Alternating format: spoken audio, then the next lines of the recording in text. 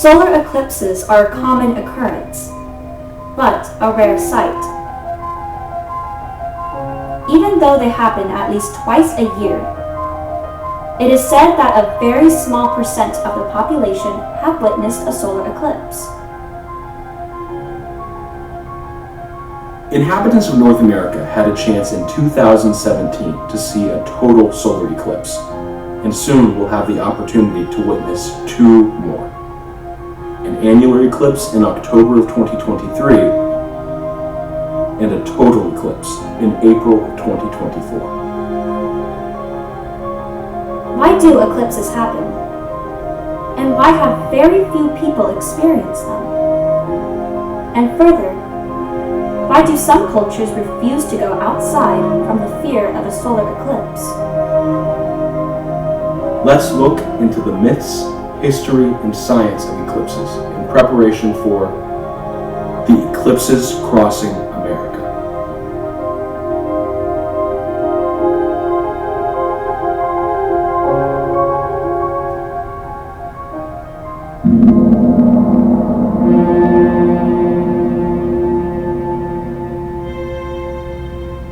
Herodotus writes of an eclipse on May 28, 585 BC. The Medes and Lydians of Asia Minor had been fighting for more than 5 years and were in battle when the sun grew dark unexpectedly. At the frightening sight, both sides immediately sought peace, thinking their war was angering a higher power. If you do a worldwide survey of eclipse lore, the theme that constantly appears, with few exceptions, is a disruption of established order that invokes fear and impending doom. In Britain, the eclipse in 1133 AD became known as King Henry's eclipse, as Henry I died shortly after its occurrence. This reaffirmed beliefs that eclipses were not a monarch's best friend, a superstition which dated back to the Babylonians, who would put substitute kings on the throne during an eclipse in order to protect the real king. It was also believed that the phenomenon was a threat to emperors, which made it incredibly important to predict when eclipses would happen. In 2134 BC, a pair of astrologers failed to predict the solar eclipse and were quickly relieved of their heads as punishment. Many cultures imagined a solar eclipse as an otherworldly presence, eating the sun. The Pomo, an indigenous group of people who live in northwestern United States, tell a story of a bear who started a fight with the sun and took a bite of it. The Pomo name for a solar eclipse is Sun Got Bit by Bear.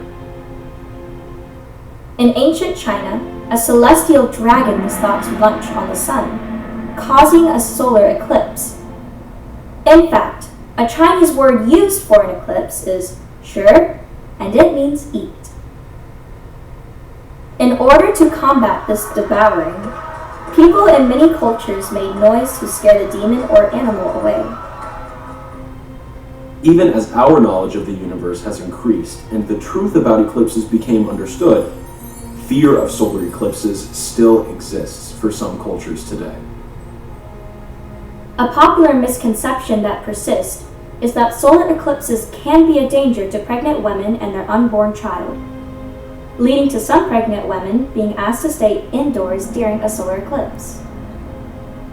People in some parts of rural India will fast during an eclipse because they're scared that it will poison any food that is prepared during the event.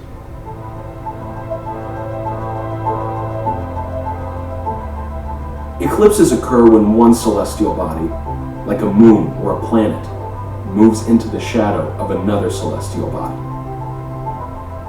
It's called a lunar eclipse when the moon moves into the Earth's shadow. It's called a solar eclipse when the moon's shadow moves onto the Earth. Lunar eclipses can only happen during a full moon phase, while a solar eclipse can only occur during a new moon phase. This is due to the position of the moon orbiting the Earth, causing the necessary Earth-Moon-Sun alignment needed for eclipses.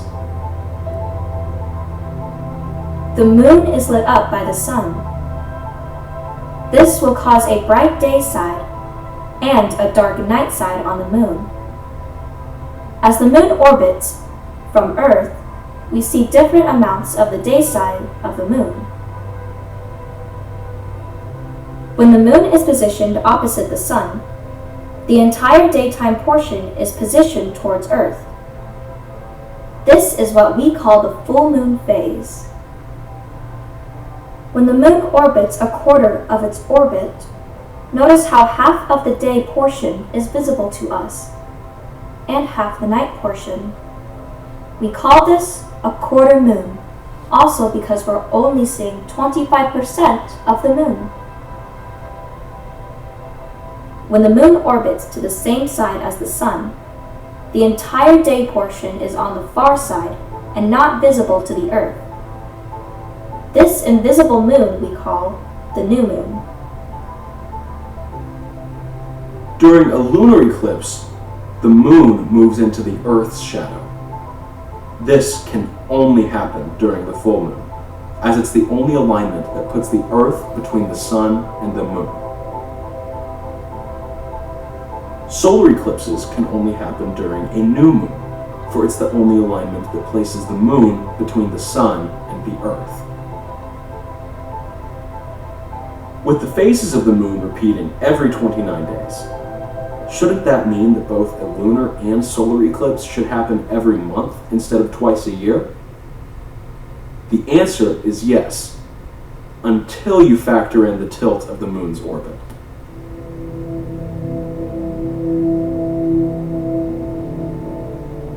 Looking from above at an alignment of the Earth, Moon, and Sun implies that we should have eclipses every month with the cycle of phases.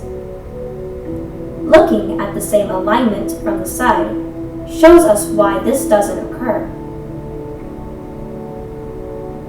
The moon's orbit is tilted 5 degrees from the plane of the Earth and Sun.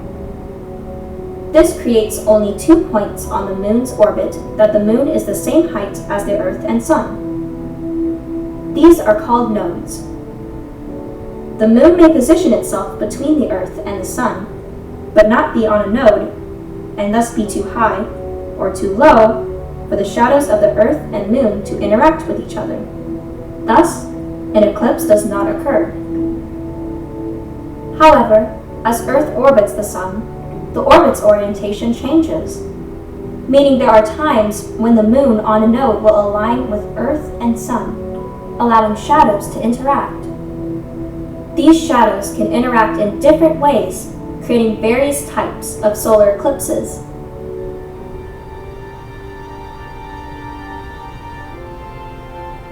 The moon is about 400 times smaller than the sun, but it happens to be 400 times closer to the Earth. This makes the moon and the sun appear the same size as seen from Earth.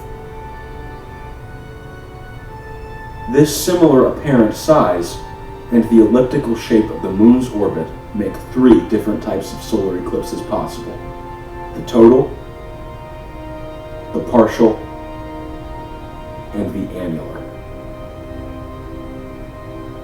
Normally, the light of the sun would shine on our location like so. But when the moon is positioned perfectly in the way, the moon blocks all of the light from the sun, casting our location in shadow, and a total solar eclipse is seen. But what if the moon is positioned close, but not perfectly? It's possible the moon's path takes it only partly through the sun's light. This would result in the sun only being partially blocked, and the familiar partial eclipse is seen. Then, it's possible to have the moon perfectly aligned with the Earth and Sun, but be at its furthest distance away from Earth. This will cause the apparent size of the moon to shrink slightly and no longer be large enough to cover the sun entirely. A ring of sunlight will then remain visible around the moon, causing an annular eclipse, often called a ring eclipse. Due to the conservation of angular momentum of the Earth-Moon system, the Moon is slowly drifting away from the Earth at the rate of 4 centimeters a year. Eventually, the Moon will appear smaller in the sky and will no longer be large enough to ever entirely cover the Sun. All total solar eclipses will be a relic of the past, as annular eclipses replace them. At this rate, though, the Moon will take over 600 million years to get far enough away to eliminate total solar eclipses.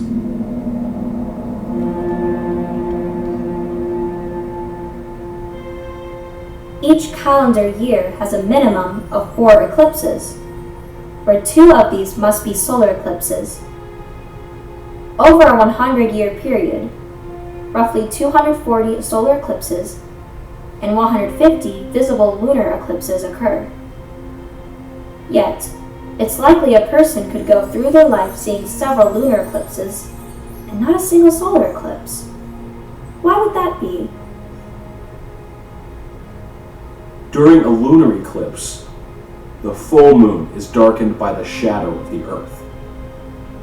Since we live on the body casting the shadow, everyone on the night side of the Earth can see it.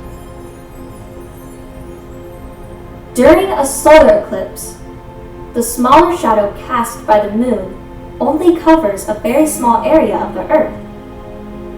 If one doesn't live within the narrow path the shadow falls upon, they will not see a total solar eclipse. For any given location, a total solar eclipse happens every 375 years. Total lunar eclipses can be seen every 2.5. In addition, total lunar eclipses last longer than total solar eclipses. Because the Earth's shadow is much larger, the moon can spend upwards of 90 minutes fully in the shadow of the Earth.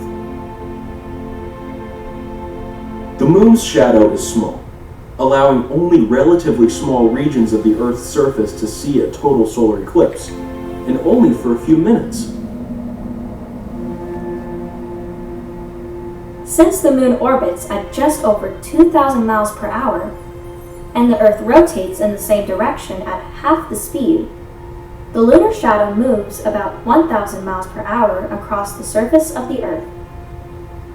If you wanted to keep up with the shadow of the eclipse, you'd have to travel 1.4 times the speed of sound. Those present on the International Space Station could watch this rapid lunar shadow drift across the United States.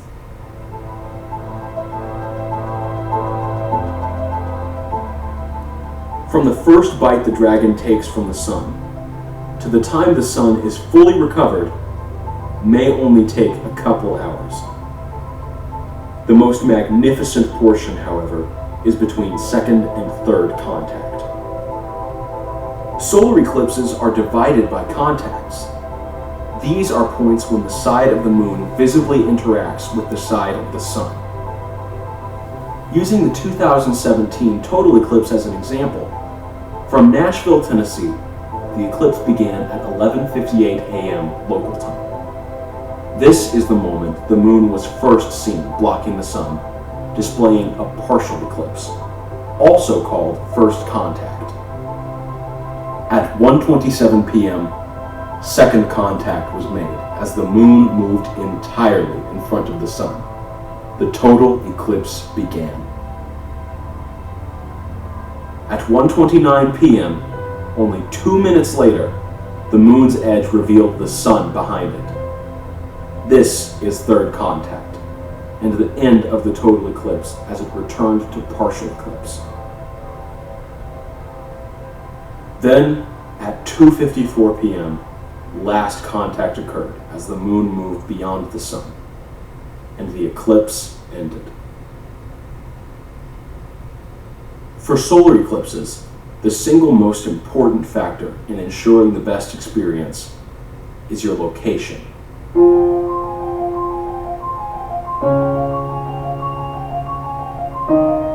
On October 14th of 2023, North America will experience a solar eclipse, with a small sliver experiencing an annular eclipse. No matter where you live in North America, you will see the sun be obstructed by the moon in some degree, meaning everyone can see a partial eclipse of the sun. But for the best showing, one must live or travel to select locations within the annular zone to see the rare annular eclipse.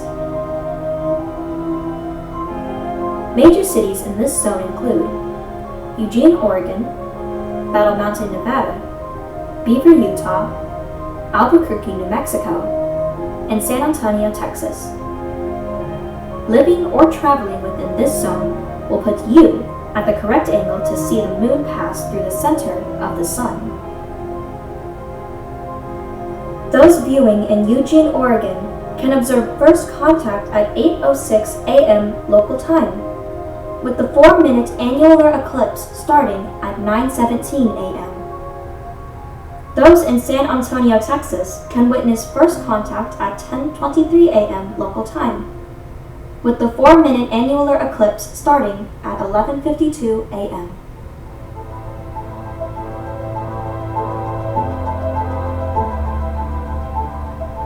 On April 8th of 2024, North America will experience another solar eclipse. But this time, those in the right location will see a total eclipse of the sun. Again, no matter where you live in North America, you will see a partial eclipse of the sun. But for the best showing, one must live or travel to select locations within the path of totality to see the majestic total solar eclipse. Major cities in this zone include Waco, Texas, Idabel, Oklahoma, Little Rock, Arkansas, Carbondale, Illinois, Indianapolis, Indiana, Cleveland, Ohio, Buffalo, New York, and Burlington, Vermont. Living or traveling within this zone will put you at the correct angle to see the moon pass fully in front of the sun. Those viewing in Waco, Texas, can observe first contact at 12:20 p.m. local time, followed by a 4-minute totality at 1:38 p.m. Those in Burlington, Vermont, will witness the first contact at 2:14 p.m. local time and experience a 3-minute totality at 3:26 p.m.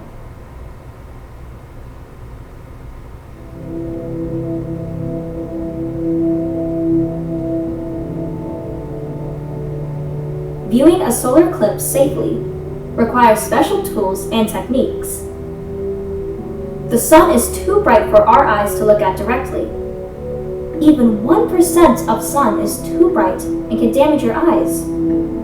Telescopes magnify this effect to dangerous levels and should never be pointed at the sun. One can filter the brightness of the sun using specially designed solar glasses or welding masks.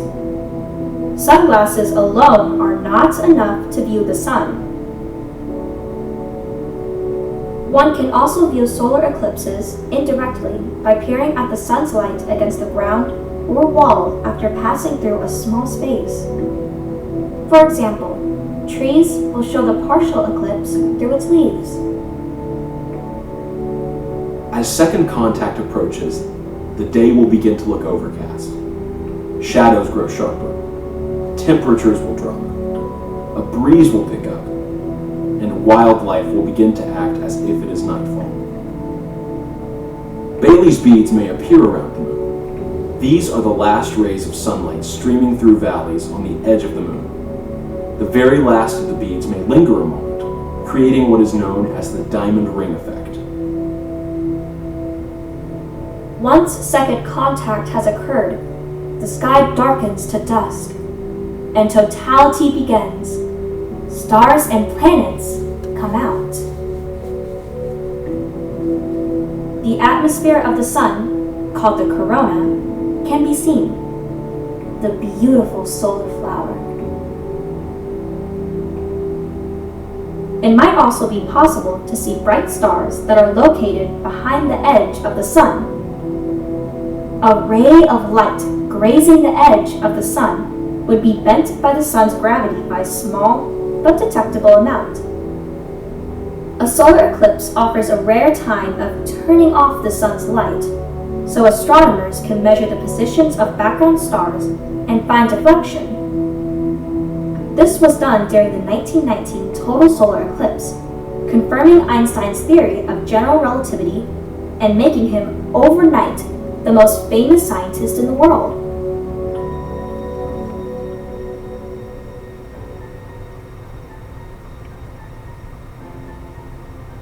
Counting the eclipse back in 2017, these two solar eclipses will complete the trio of relatively close solar eclipses for the United States. The next total eclipse to cross the United States will be August 12th, 2045. But remember, at least 2 solar eclipses happen every year somewhere in the world. You just need to put yourself in the right place at the right time. Where will you be when the dragon eats the sun?